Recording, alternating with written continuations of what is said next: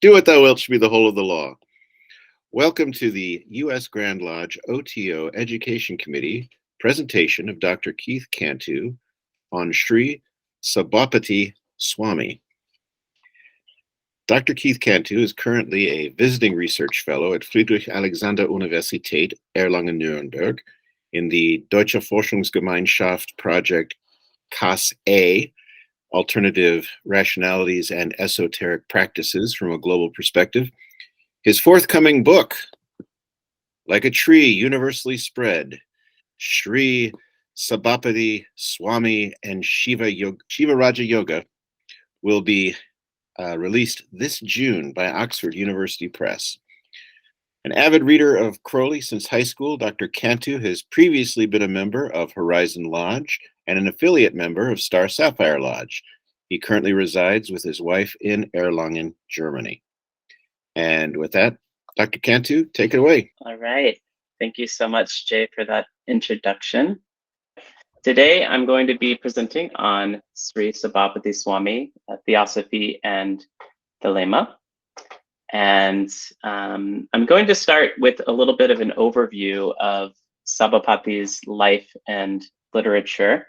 I've presented on this before, and you can find kind of a more extended talk about this on YouTube as well as in my forthcoming book. But I feel like it's good to have a little bit of context just so we can kind of understand his context and his biography a little bit before going into the influence and inspiration in Theosophy and Thelema. So Sabhapati Swami is a Tamil yogi from South India. But as you'll start to appreciate through this talk, he was known for traveling very widely all across South Asia, really, including the Himalayas, but most notably Lahore in what is today Pakistan, but was then part of British India prior to independence.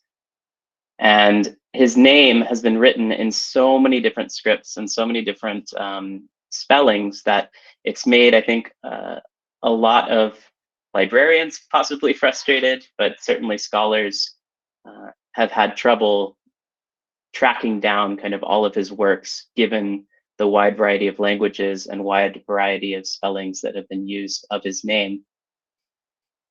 But nevertheless, there are biographical accounts of his life, and the main ones that a few scholars have accessed in the past were published in 1880 and then reprinted in 1883 and then 1892. And these were then kind of translated or re-rendered into kind of a very Sanskritic form of Hindustani, which is like a precursor of Hindi and Urdu, as well as Urdu proper and Bengali as well. And then there were also two Tamil accounts that I was able to access through research at the Adyar Library and Research Center in Chennai, as well as one of Sabhapati's students has an ashram in the hill station of Uti, Udagamandalam. Outside, there's this village, and there's an ashram that has some of Sabhapati's works, and that's where this other Tamil work, T1, was located. And they provide a lot more information about Sabhapati's life that are not in the kind of what I'm calling the Ur account, this 1880 work. And so it's really useful to compare. And so to give you kind of a frame of, what part of India we're talking, we're, South India, which at that time was kind of on some of the main railroad routes in 1883, which you can see here. And Sabhapati was born in Velachery, which is close to the airport now in Chennai. And his main kind of current meditation hall or temple area was outside of Chennai in a village known as Konur or Vilivakam. And that's now kind of since been subsumed into Chennai, which is part of today the state of Tamil Nadu. And Sabhapati had a guru named Velachery Chidambara Swamigal, and Velachery Chidambara Swamigal's guru was Kulandaival Swami. And their Jiva Samadhis, or kind of you could say a tumulus, like a place where they're buried, are still very much active today. You can visit them, and they have events. They have different pujas. They have different meditation events, and even sometimes dances or songs that are performed at these places. And many people go and visit and kind of pay their respects to these yogis.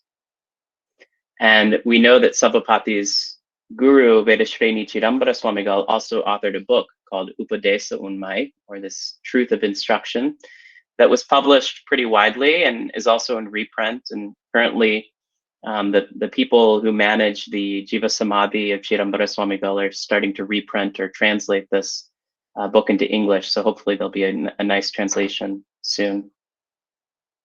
But Sabhapati also claimed descent from another guru in further southwest on the border of what is today Kerala.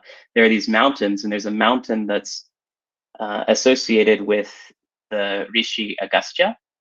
And Sabhapati's guru, who he claimed was his guru, was one Sivajnana Bodha Rishi, who was part of this wider Siddha movement, or Siddhar in Tamil. And I don't have time to fully get into that, but suffice to say that this kind of movement was full of kind of yogis, alchemists, people who were very close to nature and to natural environments like waterfalls and rivers and trees. And they would have kind of a devotional life, usually to Shiva, but also to other gods and goddesses as well. And if you look at some of Sabhapati's works, you'll notice that, as Jay mentioned earlier, before recording, he could really only find one today on the internet, but there are so many more publications that are out there. And I'm starting to translate and release them for a project with an up-and-coming OTO publications. And so we'll see, the first one's already been prepared, but there are these different streams, what I've called Alpha Stream, which is mostly Sabhapati's English works that were then translated into German. There's also an English, Tamil, and Sanskrit work. There is also a Hindustani work. And then this one over here, this side, is all of Sabhapati's Tamil works. And there's also a non-existent work in Telugu. And these are the dates or the years of publication. So you can see that Sabhapati, from this 1880 date, was really active up into his last work in 1913. And this kind of first one is the one where the Theosophical and the Thelemick connection comes in most strongly, which I'll get into as we go on what I mean by that. But we have one of Sabhapati's publications in English, the one that is widely available online, that was found thanks to Kurt Leland and some other librarians in the Adyar Library. They were able to track down Henry Olcott's first edition of this Om, a treatise on Vedantic Raj Yoga philosophy, that was available in reprint prior to this. But these are basically Sabhapati's lectures that were edited by a Bengali expat who was living in Lahore. His father had migrated from what is today Bangladesh into Lahore and got a very nice position teaching and educating at different colleges and universities in Lahore. And Srish Chandra Boshu basically met Sabhapati as a student at Government College Lahore and attended his lectures and decided to help edit and publish his lectures with some additional material. And so that's really kind of how we know and how Sabhapati got a lot of his initial exposure.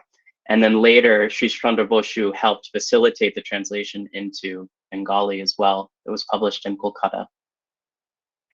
And then later on, there were some hybrid works that were then released, including one that was kind of Tamil English, as well as Sanskrit and Devanagari with loads of footnotes. And this had a very elaborate title called The Cosmic Psychological Spiritual Philosophy and Science, or beginning with Om.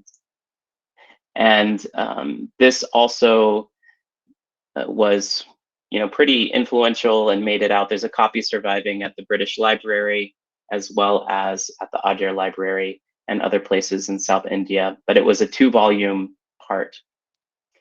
And the Hindi work, which came out shortly after that, is also full of really interesting instructions, especially on mantra and ritual.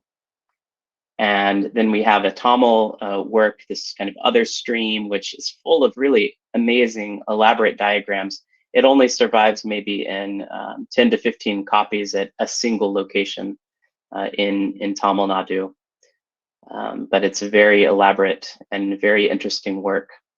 And it's also notable because we also have evidence that Sabhapati took male and female students, which for many gurus at that time or sadhus, it was fairly rare, from my understanding, to at least publicly advertise taking male and female students together. And we also have evidence that Sabhapati was integrating festivals and religious holidays into his teachings on yoga from some of these Tamil pamphlets that were being published outside of Chennai.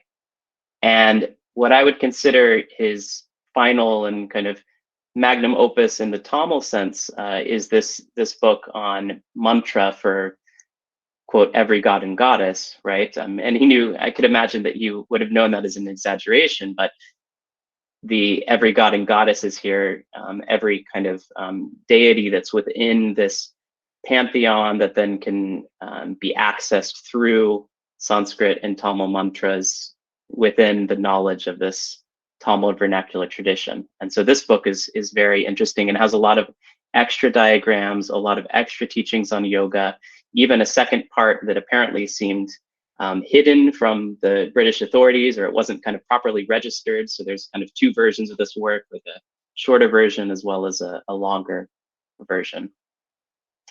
And if you go today, you'll notice there's a place where it's most likely that Sabhapati died and has his own Jiva Samadhi. It's not confirmed, but it is confirmed that that is the site of his meditation hall, or Madalayam. And you'll notice that there are paintings of Sabhapati Swami that have since been painted after I was able to visit and have some good interviews and talks with people at this Jiva Samadhi, or tumulus. And it's a wonderful place. So I encourage you, if you go to Chennai, feel free to write me and I'll put you in touch with this group. So that was a very condensed version of Sabhapati's life and times. I mean, he traveled very widely, lectured a lot, published a lot of works, and had students as well. But one of the main aspects for this talk I wanted to focus on are the kind of integration of his teachings, or into not integration as much as engagement of Sabhapati's works in Theosophy, and then we'll move to Thelema.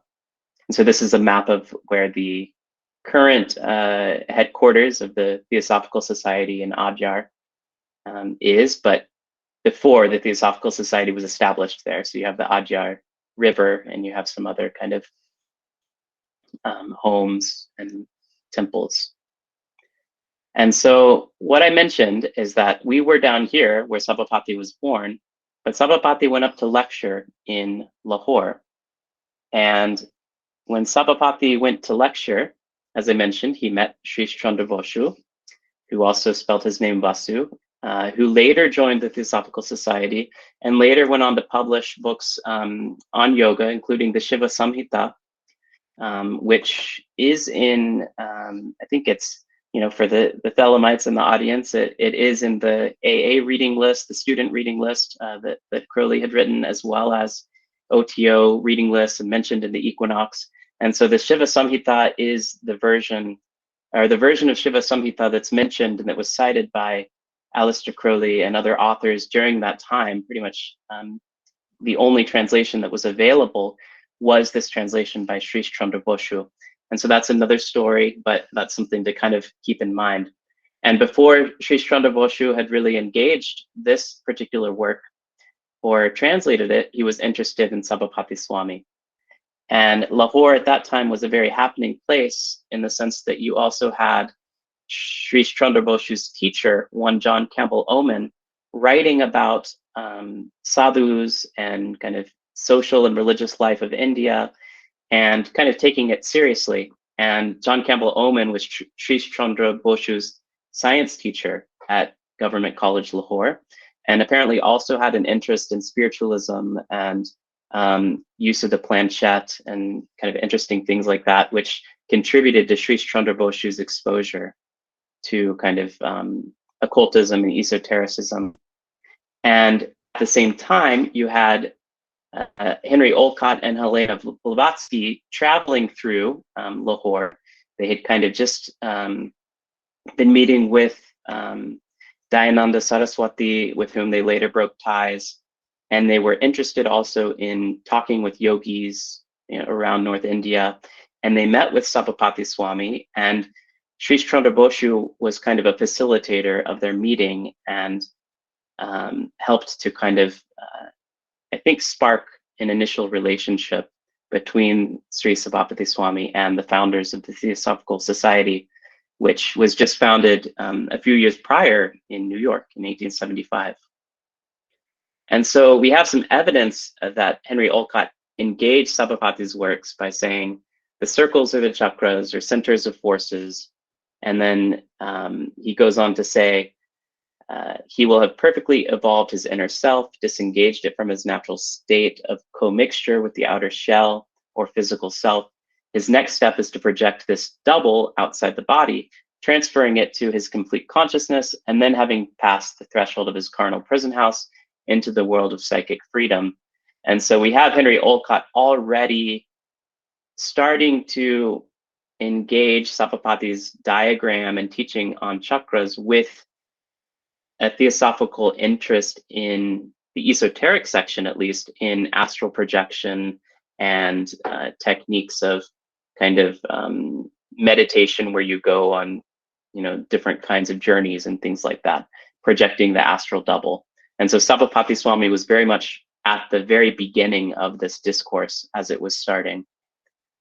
Nevertheless, Sabhapati Swami, as we know from Henry Olcott's personal diary entry, he had given a lecture following Henry Olcott's lecture in 1880, and Sabhapati Swami came to meet with them. And I don't know if you can read the cursive there, but Henry Olcott says, his talks are all right, but he seems to me a positive humbug, as his is not a spiritual face. And he tells a ridiculous story about being able to fly bodily 200 miles through the air. And that's a story that I've written about earlier, and about Sabhapati claiming that he had flown to Mount Kailasa and communed with Shiva. And he actually wrote and published these poems, devotional poems about it. And it's not really clear what the experience completely was for him, but the way that he framed it was as a physical flight. And that was something that, for whatever reason, Henry Olcott had a certain kind of issue with. And there might have, there probably were a lot of other things going on and a lot of other considerations, but they kind of parted ties from that time, Sabhapati and the Theosophical Society.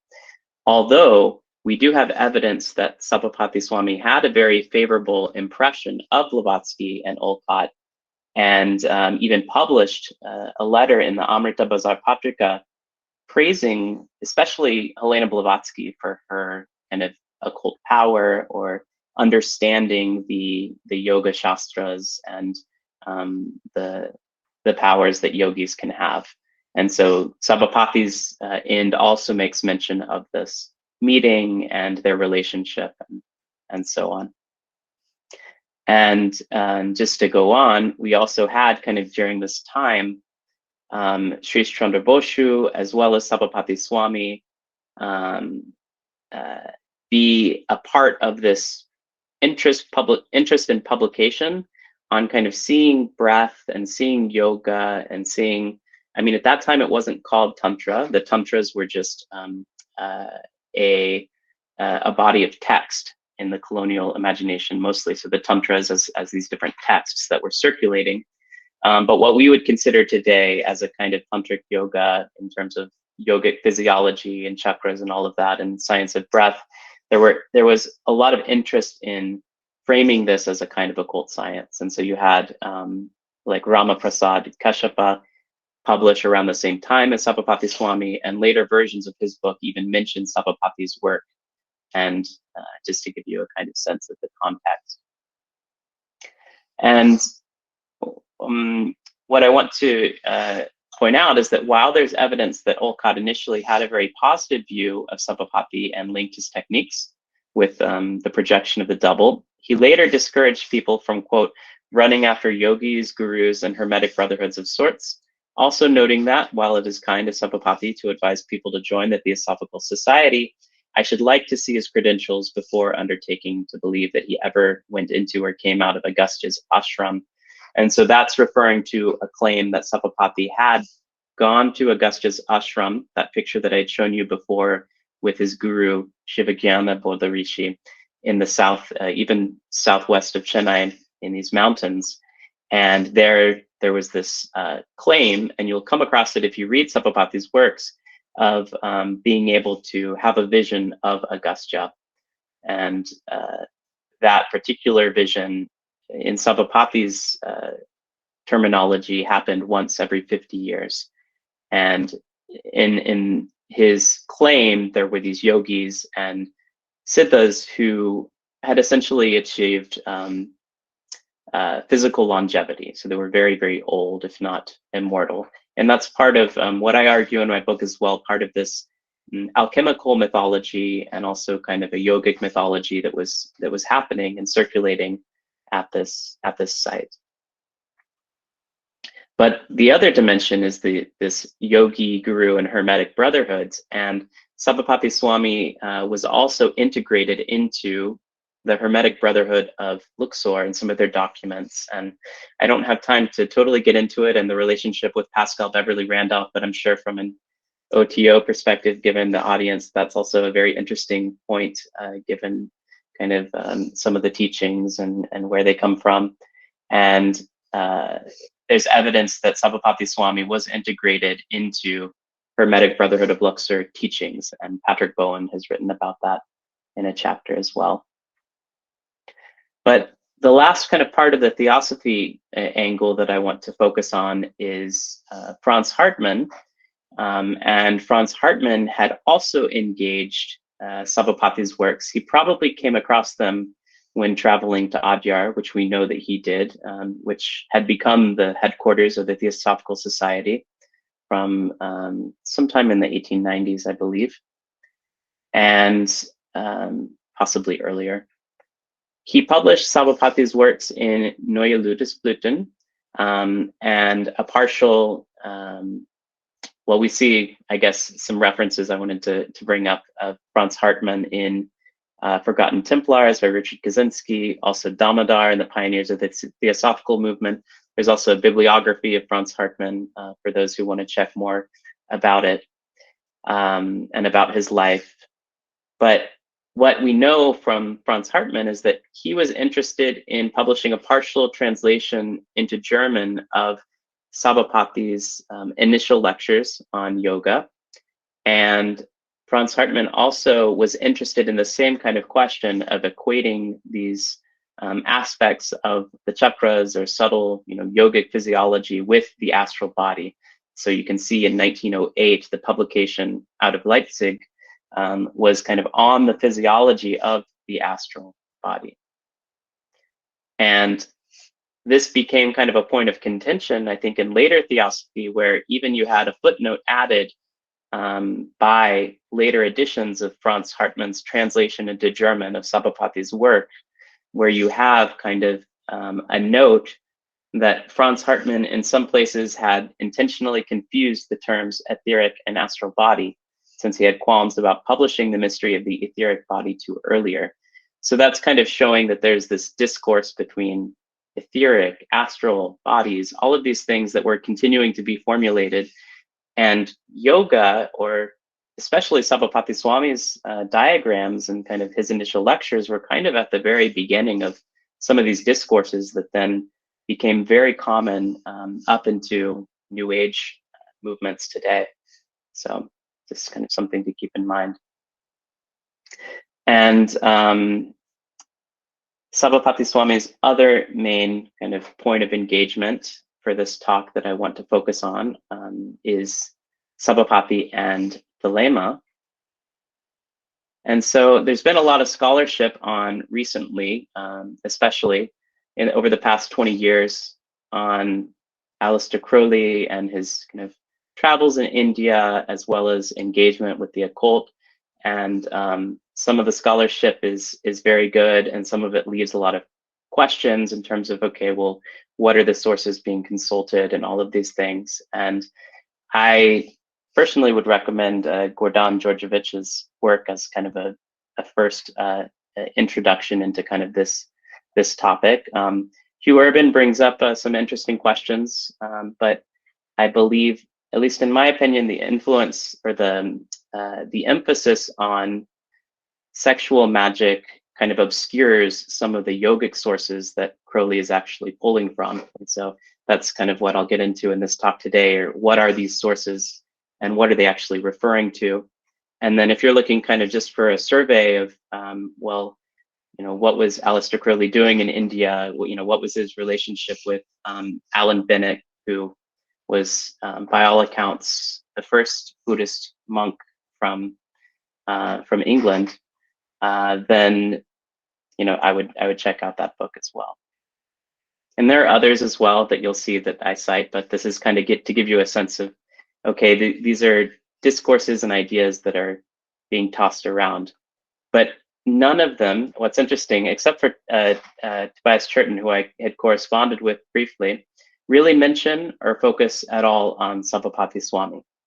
And so Sabhapati Swami remains this kind of missing link as part of Aleister Crowley's formative period and travels in India and Sri Lanka. So we know that he had traveled to Sri Lanka to study yoga with Alan Bennett, and Alan Bennett and Crowley had parted ways, and Crowley started to go north up through India to join a mountaineering exhibition. And it was in Madurai that he claims he had encountered the works of Sri Sabhapati Swami. We don't know if they actually met physically, or if Crowley had made some kind of connection. But he claims that he was introduced to the works of Sabhapati Swami by a man who knew English well, possibly one Karunananda Swami, which I brought up, and Henrik Bogdan has also talked about, but it's not really clear who or what exactly turned Crowley on to Sabhapati Swami, but he was definitely engaged and turned on to the idea. At that time, he had been pursuing kind of an interest in Hinduism, as well as kind of engaging or coming to terms with an interest in Theravada Buddhism. And he had taken on this name, Abhavananda, or the bliss of non-being, and even kept kind of a diary during this time, as you see in the center panel, where you have Namah Shivaya Namo, but then you also have this Sefer Ha'ayin, or the book of the nothing. And so you have this interesting kind of grappling or engagement with cosmologies and these ideas of nothing, and who are deities, who are human beings for that matter, what is the nature of the mind and thought and all of these things. And he also took a very strong interest in a goddess Bhavani during this time as well. But his interest in Sabhapati Swami particularly is evident in all of these references that you find scattered throughout Aleister Crowley's works. And so it's really notable that that so few people have kind of picked up on these references and tried to figure out, okay, well, who is this person, and what was he writing about? Because it's clear that Crowley was very taken with him. And so even in as common as of a book as Liber O, we have this idea or this presentation of another book. It will be treated of the expansion and contraction of consciousness, progress by slaying the chakrams, which is an older, mostly a Southern Indian way of spelling chakram or pronouncing chakra. Progress by slaying the pairs of opposites, and the methods of Sabhapati Swami. And the most notable kind of reference to Sabhapati Swami is in a meditation published as part of a book, Liber HHH, which is in the Equinox, Volume 1, number 5. And I'm not commenting. I know that people get somewhat sensitive when kind of commenting or trying to kind of explain what's happening in a ritual. That's not what I'm doing here. I'm sort of giving a historical analysis of what I feel are some of the sources that then we can use kind of as religious historians, if you will, to kind of piece together, okay, well, where, or how were these rituals constructed and what were some of the sources behind them? And so from a historical point of view, I find this extremely fascinating because we have this notion here in Liber HHH at the end that there are these three contemplations, as it were, breaths in the mind. That is the abyss of hell. The first is called Nekros, the second Pyramis, and the third Phalos. And of course, the third one is going to be related to Sabhapati Swami. And so here you have also some modern engagement with this, or contemporary engagement with this same three reflections and Phalos here, which, as we'll see, will be important for this particular ritual. And if you look actually into Liber HHH, that particular point that is related to Phalos, in my mind, at least to my knowledge, you have this notion of being seated in an asana, having the spine be vertical, and you have a notion of, in this practice, the cavity of the brain is the yoni, and the spinal cord is the lingam. You concentrate your thought of adoration in the brain, and then you start to awake the spine. And then as you go on, you're adoring the brain as before, but then this is where you get some of the Thelemick cosmology enter in this ritual, which I think makes it very interesting. You have, and as well as Egyptian symbolism. So you have this brain as the womb of Isis or the body of Nuit. And then you have the base of the spine as the source of infinite energy, and you deem it to be the phallus of Osiris or the being of Hadith. And then there's this conversation of samadhi. And as you go on and kind of are engaging this light, then in point 10, you have this notion of pranayama come in without kumbhakam, or kind of breath retention. And it's very probable that this SSS, even though it's kind of referring to the Hebrew letter shin as fire, to my knowledge, you have kind of a pun that even Crowley is possibly making here, SSS for Sri Sabhapati Swami. So that's a very interesting kind of double esoteric pun happening here. And to give you some idea of kind of where these ideas are coming from, it's important to see that there are multiple ways of construing embodiment in yogic discourse. And one of the main ones is sharira, which is Sanskrit for body. And so you all might have heard of linga sharira as the marked body, which is literally this body that transmigrates after death, according to some schools of Hindu philosophy.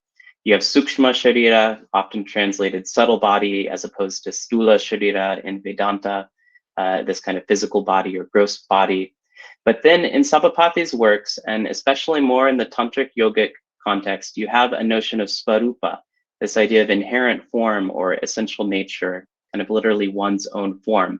And Sabhapati is really playing with this idea in his works, and this is kind of where it gets picked up, either knowingly or not, by Aleister Crowley for this HHH meditation, because you have this notion of linga svarupa, which is the inherent form of Shiva's linga. So it's not necessarily the linga sharira as this body that transmigrates. It might be somewhat linked to it, but in the case of Sabhapati Swami, it's this kind of inherent form that you kind of are cultivating through what he later will call bhavana jnana, this meditative cultivation, if you will. And this kind of equation or linking the human body with the Shiva linga, which is a phallic stone usually identified with the Hindu god Shiva, but also in a transcendent form of Shiva, which is kind of beyond gender, known as Sivam, especially in some Tamil contexts. you have actually this rich identification in Sabhapati's own diagrams, and the more you look, the more they'll start to pop out at you of kind of the human body as the Shiva lingam. And this linga is kind of reflected as the universe, but also the human body. So there's something like a microcosm, macrocosm aspect going on. There's also temple. There's also the face going on with all of the different gods and goddesses in there. And so this is something to very much keep in mind, that we're dealing with this svarupa, or inherent nature of the linga in Sabhapati's works. And this is from earlier Tamil Shaiva traditions as well, which I don't have time to get into, but there's a text, the Tiro Mandiram, that makes this claim that the human body is the Shiva linga. So it's not that Sabhapati was just kind of making this up. It's part of a rich tradition in many Tamil Shaiva, especially Veera Shaiva schools. But how Sabhapati is framing it is, you have this kind of idea of becoming through Śivarājayoga, or this Raja Yoga for Shiva.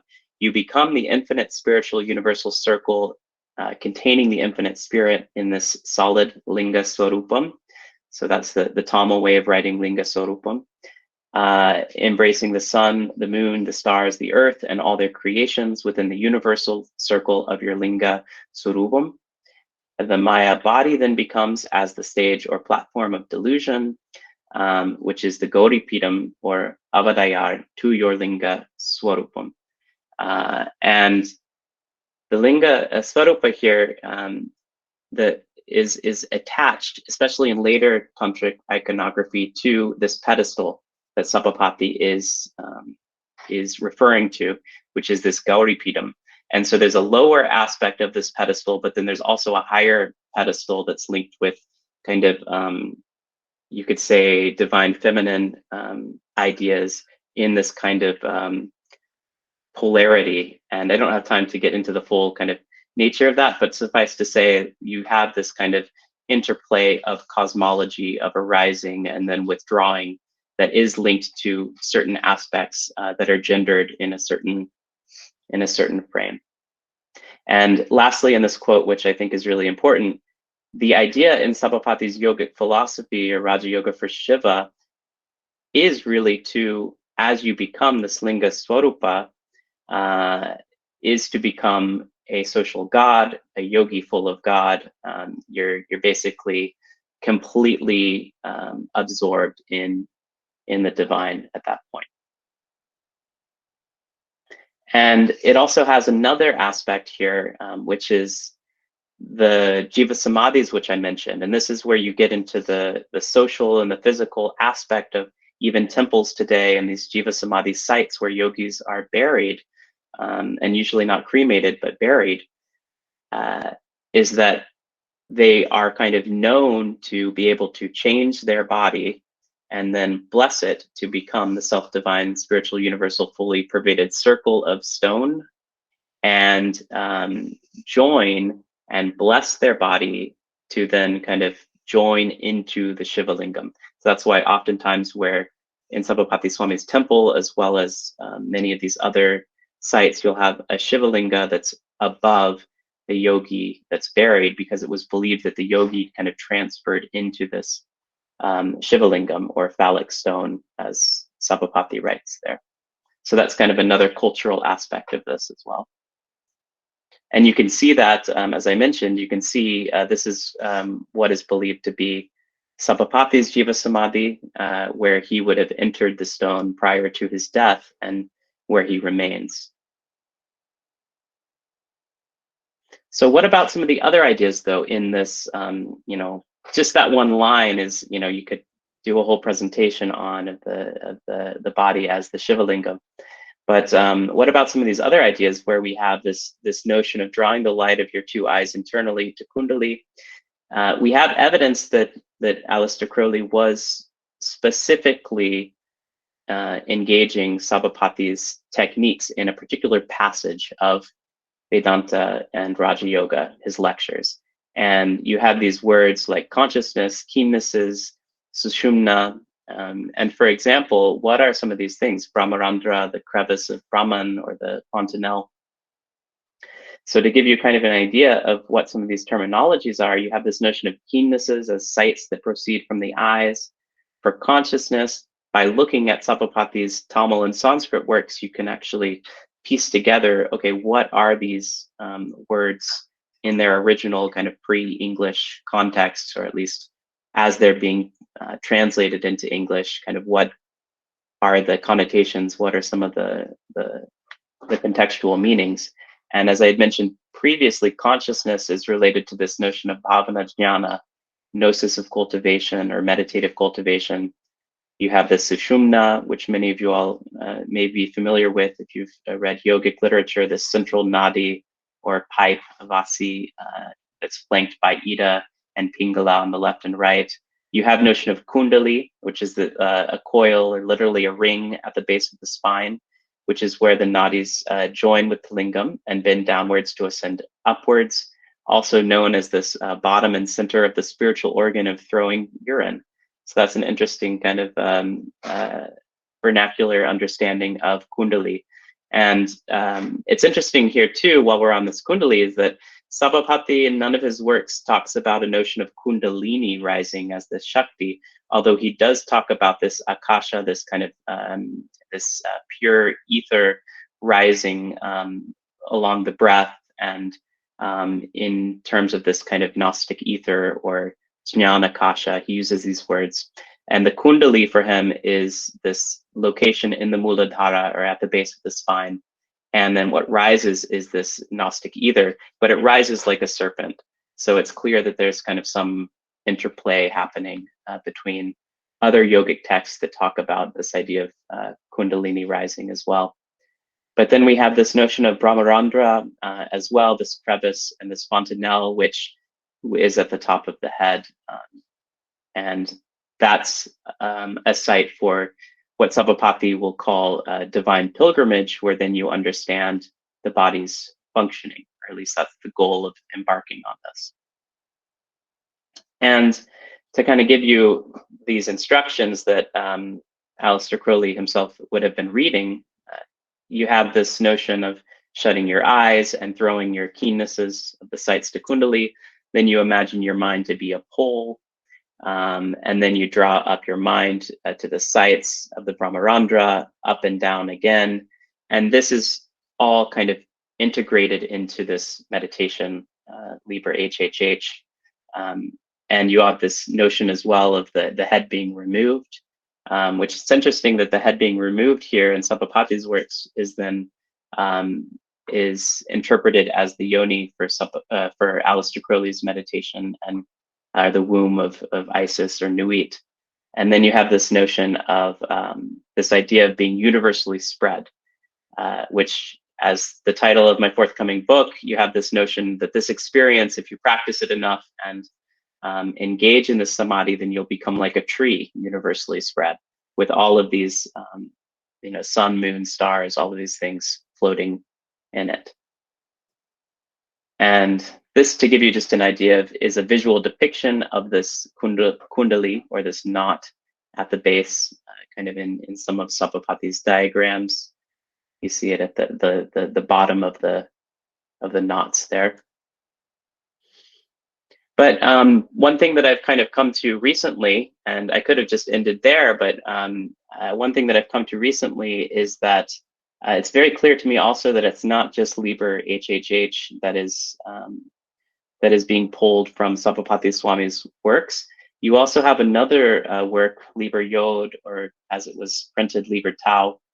And in this particular work, it's interesting because the first method, the whole book is this book of drawing all things to a point, and you have these three methods. And the first method is very magical, even though you're kind of withdrawing. It's using the magic circle. It's using these different implements, a sword of art and robe and candles and things, or a flame, I guess, in that sense.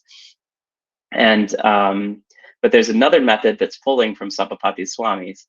And so I think that's interesting that I had read briefly, I don't know if that's the correct title, but I found this image online of Kenneth Anger in his magical circle, and it's supposedly the triumph of Magick.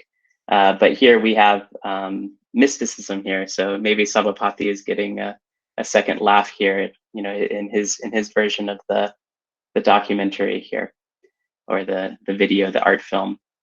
And so we have Sabhapati Swami in the second method of Liber Yod, talking about, or what I believe Sabhapati's methods being pulled from, of essentially these different chakras or parts of the bodies being framed or kind of understood as illusionary, and then this idea that you have to kind of create a cognitive dissonance with these different parts of your body and these different chakras as not I. And so you'll notice at the bottom of this number 4, let then the hermit seated in his asana meditate upon the Muladhara chakra and its correspondence as a power of the mind, and destroy it in the same manner. This emotion, memory, imagination, intellect, will, is not I. This emotion is transient, and so on. And then you let the other chakras, in their turn, be destroyed, each with its mental and moral attribute. And if you look at this and then you compare it with Sabhapati Swami's teachings just prior to the teachings on the pole and of the Kundali and the Brahmarandra and all that, then you see that it's almost pulled in some ways verbatim from Sabhapati's method. And I'm sure Aleister Crowley is bringing in a little Buddhism in here as well, but the notion of the chakras and these parts of the body as not being me and having to destroy each chakra one after the other, that's completely Sabhapati Swami's works right there. And so his instruction in Sabhapati's context is this instruction of absorbing all faculties in the infinite spirit by the deep mental contemplating discussions and devotion of ecstasy, and or more literally, this kind of perception of isolation or aloofness, kaivalya, through the dissolution of awakening and gnosis by dividing all the faculties, tattva, and by means of a state consisting of mental cultivation. So again, we have this notion of bhavana, which is important in both yoga, Hindu yoga traditions, as well as Buddhism. And so as Sabhapati frames it, you know, his version of this Liber Yod meditation, or kind of where it's pulled from, you have this notion that you command all of your faculties to retire, and you descend down into this organ of throwing urine, which, as you heard, is the Kundali, also the Muladhara chakra.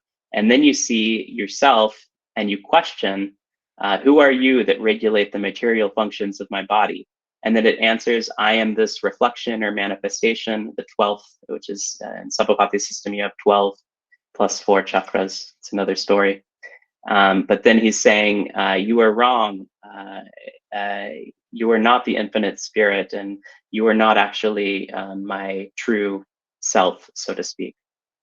And these different A1s are creating kind of a dissonance where you have this A1 as the inherent form of the gnosis of mind. You have B2 as this gnosis of self, that then you kind of go and then you see yourself as this mind in this meditation. And then you're combining the gnosis of mind and the gnosis of self into this third category, which is being as own self, and C3. And it's probably completely coincidental, but it makes me think of this notion.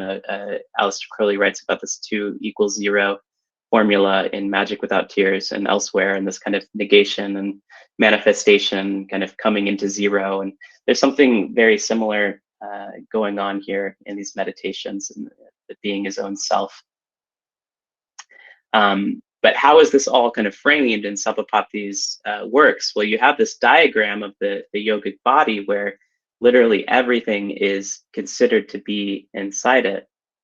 And, you know, for example, you have all of these notions of emotions and memory that we saw in the ritual Liber Yod, but you also have wisdom, will, knowledge, prudence, ambition, and then you have elements, you have breaths, you have organs, then you have all of the planets as well. And so it's really just kind of the entire world that's encompassed in this body that then you are kind of canceling out, if you will.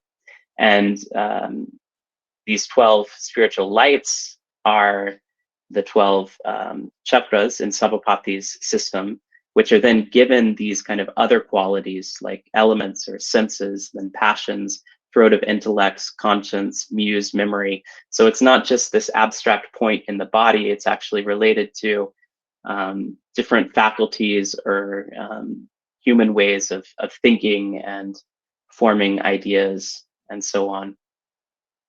And I won't get into all of them, but I have in other contexts kind of mapped some of these out and how they change in Sabhapati's works as well, and kind of different positions and things of these different chakras and where they're located.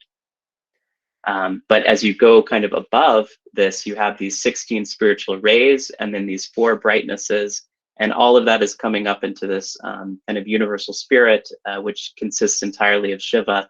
In this case, I'm entirely positive it's this transcendent Shiva that's, I mean, it's interesting that it seems like it's related to Brahman, but it's even kind of transcending the Brahman in a way, because you've kind of become Brahman, but then it's like, you know, beyond masculine and feminine. It's also beyond just a pervasive spirit. It's also something that is transcending that as well. So that's a conversation for another day.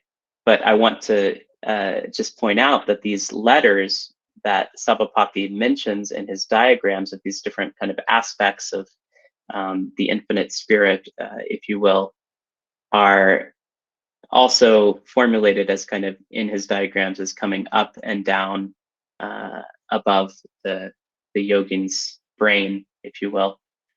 And so that's kind of another aspect of, once you're canceling out these aspects of yourself, then these are the only things that remain, and you kind of go through each of them and formulate them and identify yourself with them in a way, or become absorbed inside of them, because he allows kind of both. It's not just Vedanta in the sense of you are just unifying with the divine. He also allows for this idea that kind of a more dualistic sense where you're absorbed in them, and that's part of this wider Shaiva discourse that I don't have time to get into, but it's part of an argument that was happening in Tamil Nadu at that time. But the last thing on this point, which I think is interesting, is that you have this notion where you drop down to Kundali, and as I mentioned, you don't stay in any of these kingdoms or chakras or lotuses, and you ascend again to the Brahmarandra through this this organ, the spinal cord. In Sabhapati, he writes of Kumbhaka's spinal cord. It's kind of idiosyncratic. But then you become this blissful spiritual state of absorbing and becoming, and the serpent has its tail in the Kundali, and as you ascend, you kind of, you know, you fill yourself with this ecstasy of absorption. And I thought that was really interesting in terms of how it's framed in the Temple of Solomon the King, and some of Aleister Crowley's writings as well, and where he alludes to this notion of the serpent of brass as kind of with its tail. You know, it's probably entirely coincidental, but there's something going on with this withdrawal. And the whole point of it is, at the end of this quote, you have the first process of descending being one of purification, but then you have this second process of ascending being absorption. So there's this whole kind of descent and ascent, and then it goes on and on and on. And so that, in my view, was incredibly influential on Aleister Crowley's ideas of the yogic body, and obviously integrating and intersecting with all of the other things, all of the other traditions and mythological pantheons and ideas and philosophies that were being engaged. But this is an important part of that. And so in the last part of the talk, I wanted to just kind of indicate this notion that Sabhapati's techniques don't just end in the English domain. As I pointed out, you have many other of his writings and techniques that were translated into Indic vernacular languages, or they were emerging from these languages, as in the case of Tamil. And one of the most interesting parts of this is this notion that the different parts of your body, like head, ears, eyes, nose, mouth, hands, legs, mind, so on, can kind of be tuned or compelled to then be an object of devotion, and then even also be identified with that same part in a god or goddess. And so this is kind of one example here, the duty of members of body and poem. Another one, the Tamil version of this, relates it very clearly to head, eye, eyeball, or possibly pupil, then ears and mouth, and so on. And this is actually coming from a much richer tradition of this Tamil notion of basically commanding different parts of your body to, be reverent, or to acknowledge and understand and to feel or to listen and to smell different aspects of the divine. And in this particular case, it's Shiva. And so I'll give you a little sample of this particular song. Talaye ni vanangai, talaye ni vanangai, talai malai, talai kaninde,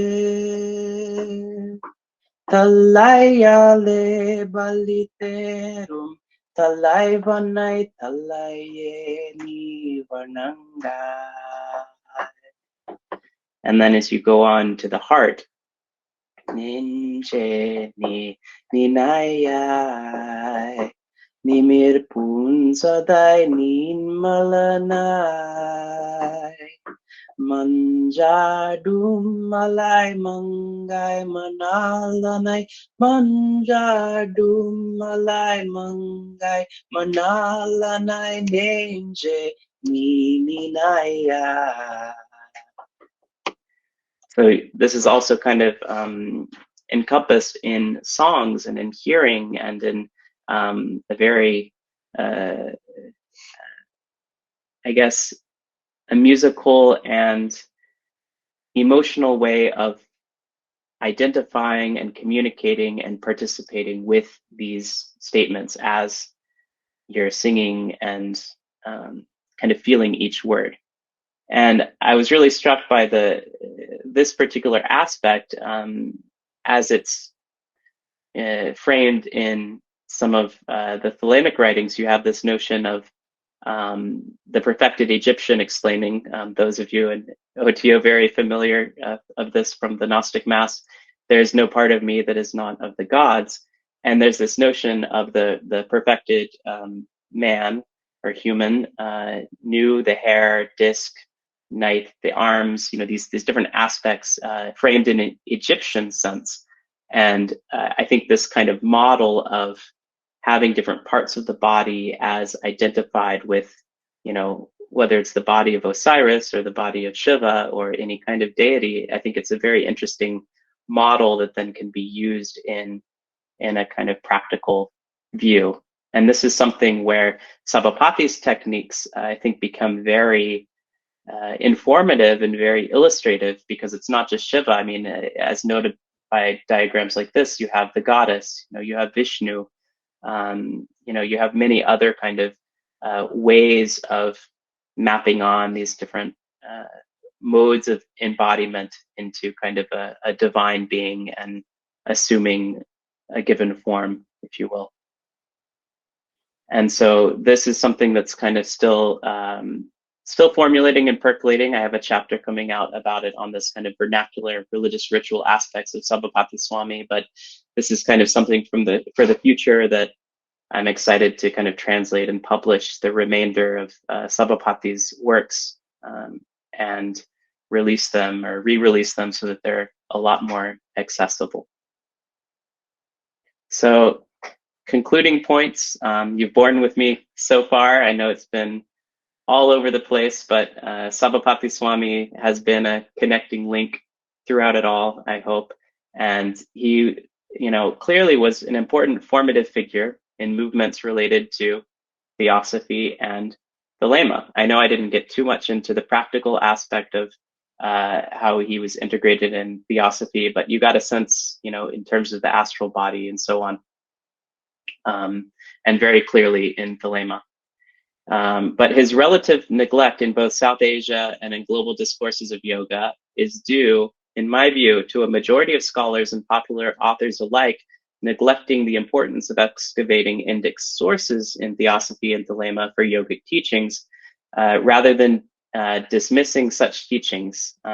So instead, there's a tendency to dismiss these teachings as just, you know, Orientalist innovations, appropriations, what have you, occult fantasies, or, you know, even worse, if coming from the stigma side, you know, black magic, or something like that.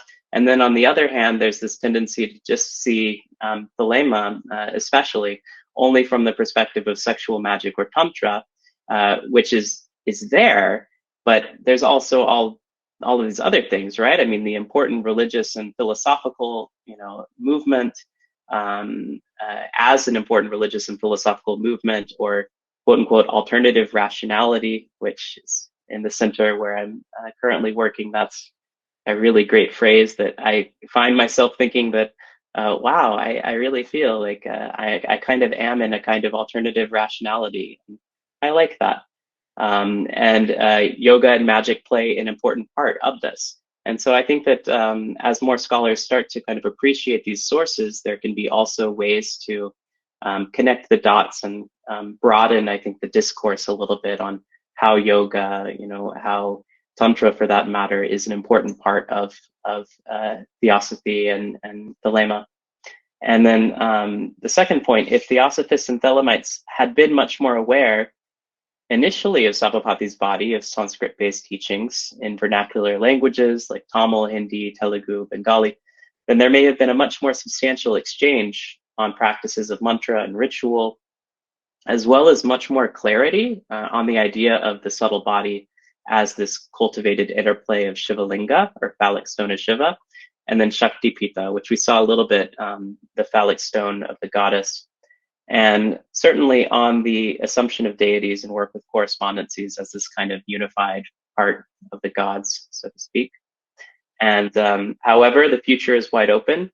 How many things did these modern occultists not know of, right? So these are opportunities for us as we live today to kind of fill in the blanks and excavate a little bit. So, all right, thank you so much for your participation. Thank you so much, Dr. Cantú. I have just thoroughly enjoyed the presentation. I have posted in the comments section. Please post questions for Dr. Cantú here, and I will relay them to him. And giving people time to type things up. I would just like to throw something out about Crowley seems to also owe a debt to Patanjali and the 8 limbs of yoga specifically. Does Sri Sabhapati Swami touch on that as well, or is his yoga more focused on the chakra experience and Kundalini, etc.? Yeah, that's a great question, and it's very clear that Aleister Crowley was inspired by Patanjali, the 8 lectures on yoga, and incorporating that into the section of mysticism in book 4 and many other places. Sabhapati Swami does mention the limbs of Patanjali. He has, I think, a list of 9 even, 8 including a 9th, which is kind of a combination of several of the later limbs. And Sabhapati is mentioning these limbs in the context of Hatha Yoga and Raja Yoga, which then he distinguishes from Shiva Raja Yoga, which are the techniques in the lectures that Aleister Crowley would have been reading. And so though he publishes on the limbs and on Patanjali without even, interestingly, he doesn't use Patanjali's name, but it's clear that they are these limbs or auxiliaries.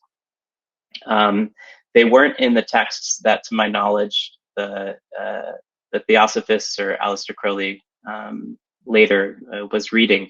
And so I think that he was probably getting this knowledge from a direct translation of the Yoga Sutras available at that time. But they're still definitely in the background of what Sabhapati Swami is doing. It's just they're not really explicit.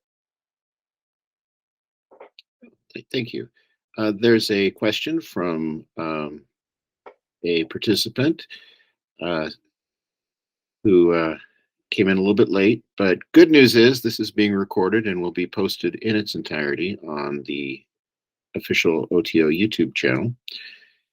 He says, as an amateur, he is looking for a good book for starters on Tantra. That is a good question. It depends what, I guess, kind or what dimensions of Tantra you're interested in. I would recommend the Hindu Tantric World by Andre Padu, or I believe it's the Tantric Body by Gavin Flood. Those are two kind of pretty accessible works in English that you could access. If you're interested in more kind of the social colonial stigmas about Tantra, but then also how Tantra has kind of spread into esoteric contexts, then you could look at, there's a new book, Global Tantra by Lilian Struba, and then also Tantra by Hugh Urban. So it just kind of depends on what kinds of frames you're interested in.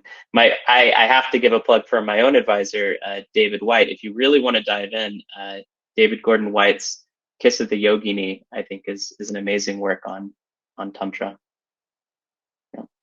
But that's more medieval Tantra. So he's very critical in a way of kind of New Age Tantra, but it's more coming out of the fact, to my knowledge, that it's just not as interesting to him as all of these kind of medieval worlds and so on. So, yeah. Did he also write on alchemy and Tantra? He did. He wrote The Alchemical Body, which is very relevant to this talk as well. Yeah. Another question concerning Aleister Crowley's synthesized practices: is language like slaying the chakras destructive, original to SSS, or is it that Aleister Crowley's Buddhist influences are creeping in? So the slaying the chakra is original to SSS. So and I would venture to say that it's I'm 99.9% sure that Aleister Crowley is getting this language of slaying the chakras from Sabhapati Swami, because it's very explicit. You're going through each one, and he even uses this word of canceling. I don't think he uses slay, but he does use the word cancel, overcome, and the idea is that you're kind of conquering these different kingdoms in the self. And it's not just Sabhapati Swami who was using that terminology either. You had the Nath yogis in North India. They used this word heda, this like piercing or penetration. And so they were kind of concerned with penetrating or piercing these chakras, which was kind of a metaphor, to my knowledge, of cancellation in a way, or slaying in a way. I mean, you're destroying them as kind of these illusory aspects of yourself, but then you're also re-descending.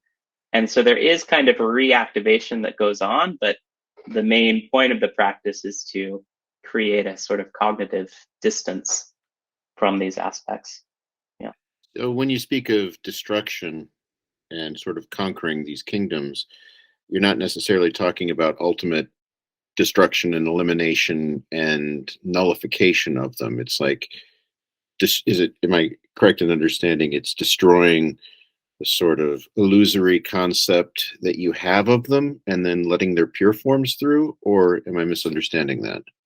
Yeah, I think that's a good way of putting it. You're breaking them down or destroying them, canceling them as untrue, basically in the sense that it's very natural to identify oneself with a given chakra or with a given part of your body, like I am my emotions, or I am my intelligence, I am my memories, all of these things. And so you're going through each one and actually saying like, no, I'm not that, like that's not me. And then at the end, you kind of get to what's left in a way. And that point of what's left, Sabhapati is clear that you don't cancel that out. This kind of, whatever is this true infinite spirit, but only you cancel out the kind of untrue parts. So yeah, that seems to correspond to Crowley in his writing, where he's someplace I think I've read where he's warned students not to say my anahata chakra, but the anahata chakra, because it's not to the individual. It's sort of like this universal thing that makes it sound like we're all hooked up to the same electromagnetic dynamo, as it were. Yes, definitely. And in fact, I think I read that. I think that's the, I was just reading that recently for this talk. That's, I think, the third instruction in this Liber Tao, Liber Yoga. There's this, it's the Ajna chakra. Like you're saying that it's not, like everything is as if the Ajna chakra is doing everything for you. Yeah. So that might be from Sabhapati Swami, at least related in a way. Yeah. Well, here's a follow-up to the question about slaying the chakras. That person writes, cool. I'd wondered if that was a Western overlay, one which made the concepts adaptable to a Christian apocalyptic symbolism a la Price. Mm-hmm. Yeah, I mean, I think that Sabhapati, there's evidence that he had like a few years of his education. He learned English by attending one of the first missionary schools that had opened in Tamil Nadu. It's a free church mission school. It was a Scottish missionary school. And it's very clear that he, made a departure from the training that he got in that school, but I think he took some of that English terminology with him. And so it's easy to confuse and say, oh, well, that's this kind of a Christian terminology of kingdoms and everything, but that's kind of a part of the English language that he was brought up around. And then he's kind of translating some of the Tamil yogic concepts and Sanskrit yogic concepts into this English terminology of kingdoms and so on. So, yeah. So when your book comes out, Like a Tree Universally Spread, will it have your translations of some of Sarvabhati's works as well, original translations? Yeah, so I had been advised to publish the translations separately, but what I was able to include was a portion, basically the portion where Sabhapati is dealing with this pole of Śivarājayoga, and that's the main portion that incidentally, but not incidentally, because I chose it because it would probably be interesting to most of the readers. That was what Aleister Crowley was engaging for writing the meditation in HHH-SSS. And so that particular version, I did annotate it and compare it with another version that was published in 1884 with a lot of additional material. And so I published an edition of that with the book, and then also a translation of one of Sabhapati's Tamil biographical accounts or hagiographies, if you want to go that route. And so that has been translated along with some of the key terms. But in terms of translations of full works, that has not been done, although they are under contract, as I mentioned, to be published. So whenever the OTO editions, the publishing gets off the ground, then they'll be published through that. So yeah. That's very exciting. We have another question. Paul Muller Ortega draws a distinction between renunciate yoga and householder yoga or tantric Shivaism. Is it possible to locate the work of Sri Sabhapati Swami within a renunciate or householder tradition or paradigm? Yes, that is a really good question. Thanks, Arthur, for the question. Sabhapati himself makes it clear that he pursued the sannyasi path. He had been married and had, I believe, 2 children, and then decided to pursue a sannyasi path and kind of leave everything behind and go and steady with several gurus and yogis, especially this one in the south of India. But in his works, he makes it very clear that the works are not just to be engaged, in by sannyasis or kind of full renunciates. And I think he was writing at a time in which some of these social structures were clearly starting to be challenged or come, under a lot of pressure from colonial modernity, and kind of economic forces as well. And I think that his works were meant to appeal to anyone who wanted to do a kind of yoga, because he certainly makes it clear that they're for any of the castes, any of the varnas. He makes that very explicit. Any of the any human beings, really, because he's also writing with the members of the Theosophical Society in mind, and they wouldn't be expected to necessarily be a sannyasi. But for Sabhapati himself, he definitely did pursue this kind of renunciate path, but then he's also making interesting puns with this whole system of like householder and renunciate. And so you'll notice in even the work that's available online and was reprinted in 1977, he has this, and that aspect is also in the forthcoming book as well.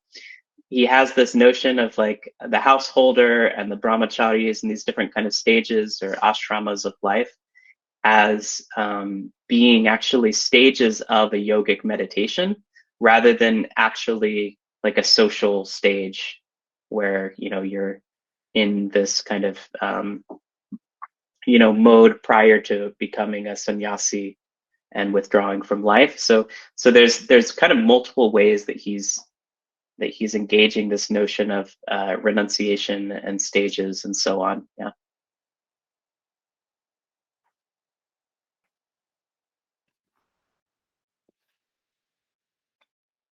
And thank you for that. And influence on Hartman and the Hermetic Brotherhood of Light are mentioned.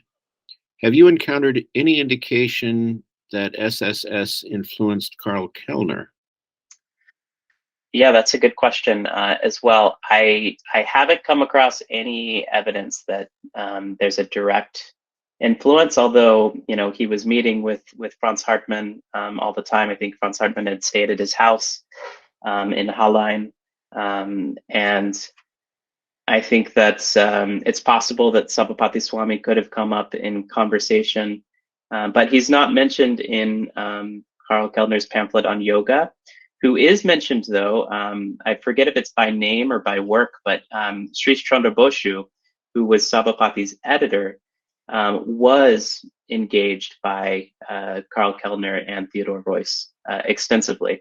So there might have been something coming in through Sri Chandra Boshu, but no direct engagement with Sabhapati Swami to my knowledge. Yeah, the main work that seems to have been engaged is the Shiva Samhita and possibly the Hatha Pradipika.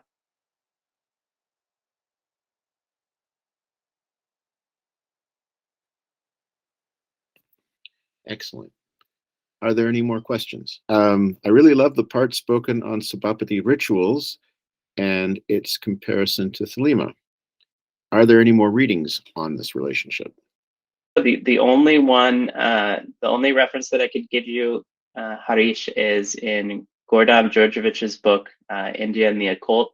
He does analyze, I don't think he mentions that it's by Sabhapati Swami, but he does analyze Liber HHH, and he talks about a little bit of kind of similarities between some practices of the Nath yogis as well as kind of in the Thelema or the occult worldview. So if you're looking kind of for a comparative approach, that's the best one that I could recommend.